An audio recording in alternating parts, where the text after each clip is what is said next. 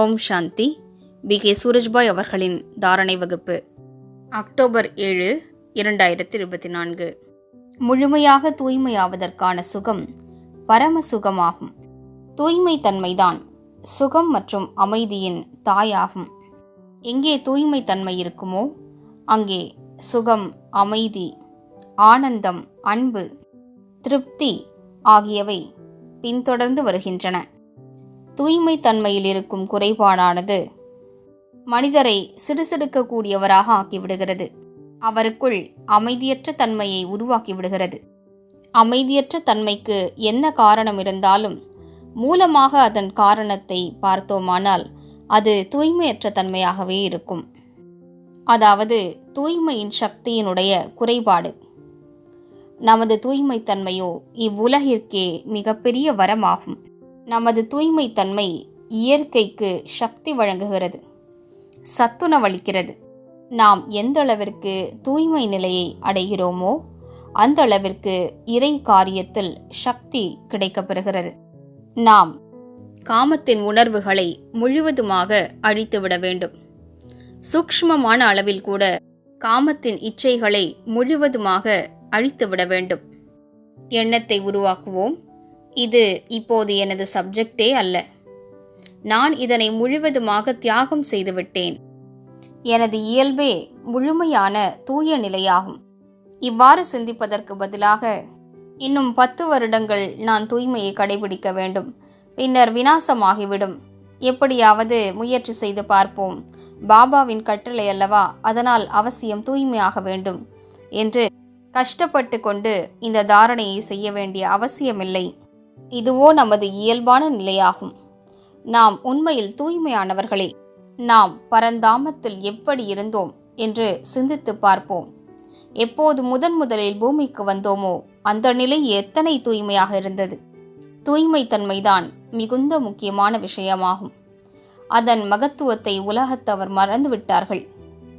மேலும் அறிவியல் அறிஞர்களோ அதனை பற்றி மிகவும் தவறாக கூறிவிட்டார்கள். அவர்கள் காம விகாரம் மிகவும் இயல்பானது என்று கூறிவிட்டார்கள்.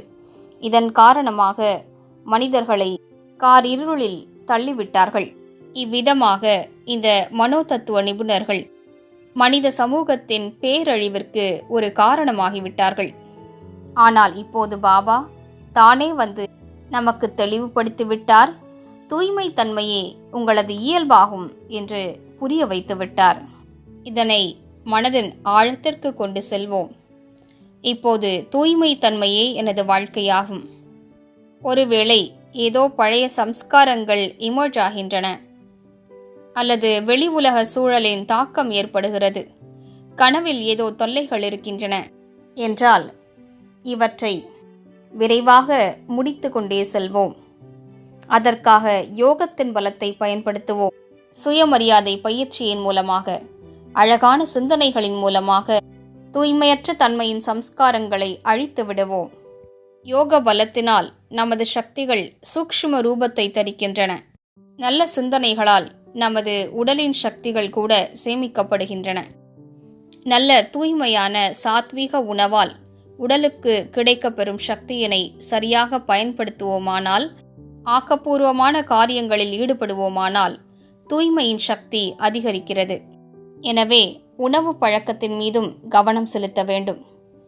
நமது உணவு முறையானது மிகுந்த பாரத்தை ஏற்படுத்தக்கூடியதாக இருக்குமானால் அது உடலை பாதிக்கும், வாயு தொல்லை போன்ற பிரச்சனைகளை ஏற்படுத்தும்.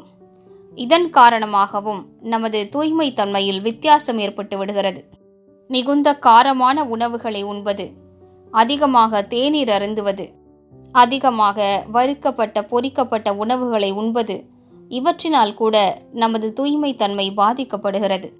இதனால்தான் பாபா பூண்டு, வெங்காயம் ஆகியவற்றிற்கு தடை விதித்திருக்கிறார். ஏனென்றால் அவை உடலின் இச்சைகளுக்கு தூண்டுதலை கொடுக்கின்றன. எனவே நாம் சுயத்திற்குள் தூய்மையின் சக்தியினை அதிகரித்து கொண்டே செல்வோம். எந்தளவிற்கு தூய்மையின் சக்தி அதிகரிக்குமோ அந்த அளவிற்கு யோகமும் சரளமானதாக இருக்கும். எனவே இன்று முழு நாளும் மிக நன்றாக பயிற்சி செய்வோம். நான் தூய்மை தன்மையின் தேவனாவேன், தேவியாவேன். இவ்வுலகில் நாலாபுறங்களிலும் தூய்மை, சுகம், சாந்தி நிறைந்த ஒரு சாம்ராஜ்யத்தை படைப்பதற்காகவே நான் அவதரித்திருக்கின்றேன். பின்னர் பரந்தாமத்திற்கு பறந்து செல்வதற்கான பயிற்சியை மேற்கொள்வோம். அங்கு சிறிது நேரம் அமர்ந்திருப்போம். அந்த நிலையை நன்றாக அனுபவம் செய்துவிட்டு மீண்டும் பூமிக்கு வந்து சாக்கார உடலில் பிரவேசிப்போம். பின்னர் மீண்டும் பரந்தாமத்திற்கு பறந்து செல்வோம். நிராகார தந்தையின் அருகாமையில் அமர்வோம். சர்வசக்திவானின் சக்திகளை கிரகித்துக் கொள்வோம். பின்னர் மீண்டும் பூமிக்கு வருவோம். உடலிற்குள் நுழைவோம். இந்த பயிற்சியினை காலை வேளையில் 10 முறைகளாவது செய்து பார்ப்போம். பின்னர் முழு நாளிலும் காரியங்களை செய்தபடி ஒவ்வொரு மணி நேரத்திலும் 2 முறைகள் பயிற்சி செய்வோம். ஓம் சாந்தி.